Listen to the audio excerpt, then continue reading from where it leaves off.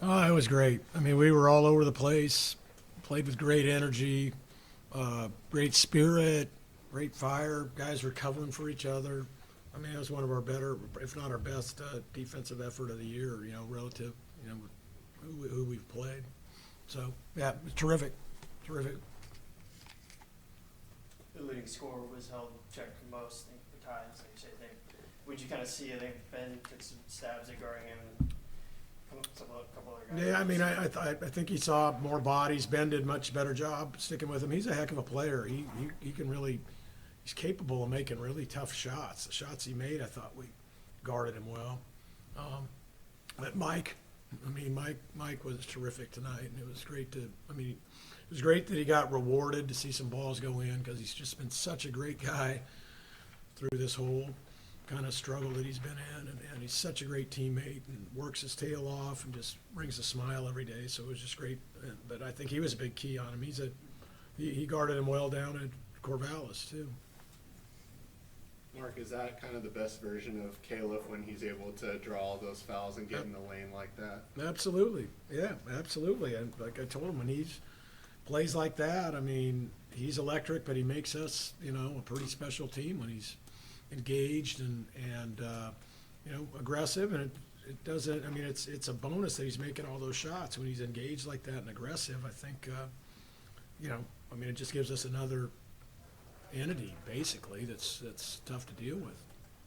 I don't think you attempted a shot the last game. Were you guys challenging to do different things, or was that just a product of how that game played out Saturday? No, it was just kind of him. So. Kind of had to get on Graham to start aggressively in games, but Yeah. both times tonight he was. No, he was great. He was great against a really, really physical front line. Those guys are big and they're physical, and they got a bunch of bodies they can throw at you. They cover down a lot, so he even went through some double teams and was very forceful, which is when he's special, is when he's like that. Obviously, looking ahead now to Saturday, it's the same boys, Marshallonis and Saxon are still there, Randy's squad, undefeated in conference play. Just what are you kind of looking forward to on Saturday? Well, I mean, it's just a huge challenge. I mean, it's just kind of rinse, lather, repeat. It's just the same. They got, anytime he has his point guard and his big back, he can kind of fill in the spots, and they did a great job. They went out and, got Tommy's guy from Arizona. He's been, really scoring the ball and rebounding the ball well. And they've done a great job with development. That Luke Barrett's now, scoring and shooting and gives you all those hustle plays and kind of those gritty plays. And then they've, pulled some other guys that have been in the program or making threes. And, they're still playing the same way. I think they're 350th in pace of play. And they know who they are, and they don't beat themselves, and it's a great recipe, and Randy's figured it out, and I think people are figuring out he's one of the best coaches in college basketball, and he's built a heck of a program down there. So should be a great crowd, a great game, just like it was last year, and hopefully we can play like this. It'd be a heck of a game. Hustle plays, 50-50 balls, all those things that, maybe weren't there that 1 week. Yep. Or the bench into it every play. Did you like demeanor as well as? Yeah, no, we had great spirit, and and I think the guys had a great approach tonight. I mean, I think they obviously Oregon State had their full attention after what happened in Corvallis, and I think they were itching to get out and play again in front of the home fans. Does playing this game on Tuesday instead of Thursday have a couple extra days before St. Mary's? That help you guys? Yeah, totally. I mean, the coaches in the league, asked to play on Tuesdays and Wednesdays and not do the Thursday, Saturdays. But, sometimes it falls on deaf ears. But it makes for much better games, and the players are rested, and, I mean, to have a Thursday, Saturday where you're traveling, after an 8 o'clock game is idiotic, basically. But and we don't even have travel partners anymore, So I have no idea why we continue to do it. Time for one more? It's what happens when administrators are making the call and not coaches who actually know what's going on, you know. Thanks, Okay. Coach.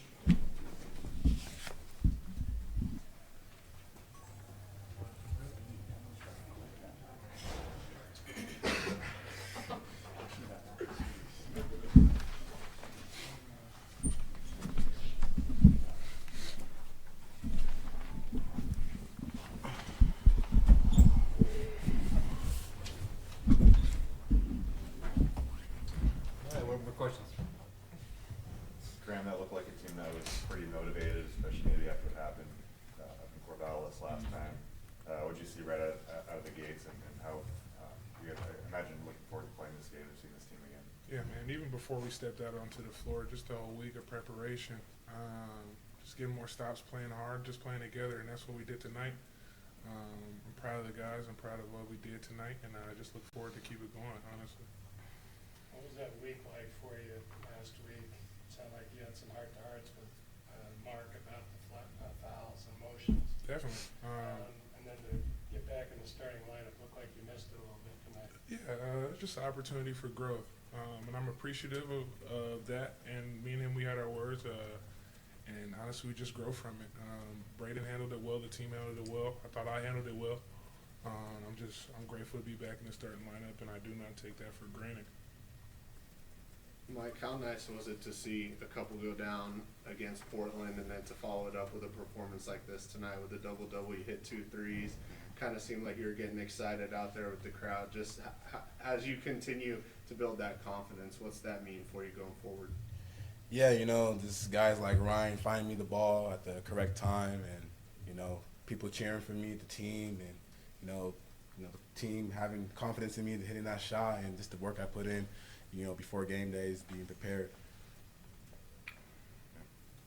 Were you surprised to see the offensive, the putback, I think, in the first half, you were falling down? Were you surprised to see that shot fall there? And the bench kind of gave you a pretty good reaction after That's that. crazy.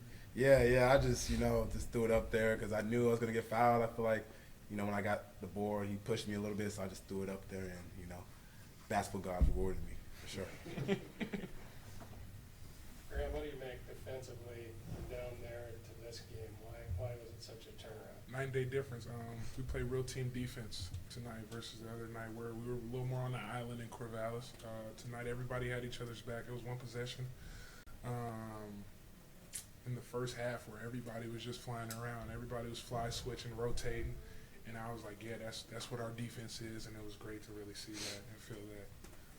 We talked to Mike and Benny after the Portland game about kind of the week of practice leading up to that game on Saturday. Can you just describe what that was like, especially on the defensive end of things? How hard were those practices? Tough, rightfully so, and a lot of focus on defense, also rightfully so. That's what we need. We need to get better on defense. We understand that, and we took the challenge like head on. We didn't run from it. We didn't shy away from it, and that's why I'm proud of the guys for doing that. Mike, dealing with Ty, not an easy guy to slow down. What'd you try to do with him? What worked better this go around? Just, you know, staying on him, pressuring him on the ball, not letting him go right, you know, forcing him left, and then just, you know, box him out on the boards and just get in and be physical. So that's what I did. For either of you, I think you guys talked about guarding your yard. You're staying in front of guys. How much different was that this week compared to last week? I think it was a big difference. Just because we put more focus onto it, we took more pride into it. And also what comes with guarding your yard is the backside having the man's back. And then the guy on the ball's back, the guy on the weak side has to have his back as well. It's just like a tandem. Everybody's on a string. And so once again, tying in the team defense is what it's all about. What did both of you guys see from KB today? Obviously, 2 games where he doesn't score, which is obviously unlike him. I don't think he attempted a shot last game. What were you guys encouraging him to do tonight? And you know, he kind of had one of the signature flurries there in the first half. Just continue to encourage him to be himself. We definitely need him to score the ball. We definitely need him to be himself and bring great energy every day, and he did that tonight. Honestly, not worried about him. He'll be all right. He's good, as we saw tonight. He played hard, very efficient. He got to the line, and he was guarding. And that's what we need him to do. I'm proud of him. Yeah, I'm proud of him too, man. Just coming out here, you know, forgetting about those 2 games and just next play mentality. You know, KB's a very confident guy, and he gets to the shots whenever he wants. So we never worried about KB. He's gonna be ready for the next game. You guys have both had a few battles with St. Mary's. Graham, you get to see Mitchell Saxon again. Just both of you can give me a take on what it's like to play a physical team like that and kind of what you've seen from them this year. It's fun, man. Every single time we get to play a physical matchup, especially against those guys, because we know what it means to us and the culture here at Gonzaga. Just another matchup we look forward to. It's going to be a great week of practice leading up to it. I'm sure they'll give us a great plan, as they always do, and we must take that on with the right mentality and go in there looking to, play our best and win this game. Yeah, I definitely want my revenge. You know, Pepperdine, we lost them twice, so can't wait to play them again. And they have a great crowd, a great team, great coach, and it's going to be a fun game. And I know we have the upper hand, and we're ready to battle. Can't wait to go to Moraga. What is it like going against that defense and that physicalness? I don't know if anybody else maybe does that in the league the way they do it. And trying to turn up the tempo, they're not big on that either. But what is those challenges like? Really just staying mentally and physically locked in the game and mature. Not letting all that get us out of our game and our headspace. Just staying dialed in on the game plan. We know it's going to be a physical matchup. We know they're going to ride under us on our shots. Just got to continue to stay strong, have a good base, and power through that. And, it's a great matchup. Mike, what was the crowd like when you guys went there last year, and how do you expect it to be a little more amped up when Gonzaga goes there? It's been a long time rivalry, obviously, between those two schools. Yeah, last year there was still a crowd. I feel like someone who played on St. Mary's previous years got their jersey retired, so it was a pretty big crowd. But now I'm on Gonzaga, so it's going to be even more, louder, even meaner. So I can't wait. I feel like I thrive in that environment, and we're going to come and compete with them. So. Time for one more. We had 13 of the team's first 17 points today. Was there talk before the game of getting it to you early, or is that just kind of how the game played out? Just taking what the defense gave me, honestly. Just playing in the Florida game, not forcing things, and I appreciate my teammates for finding me.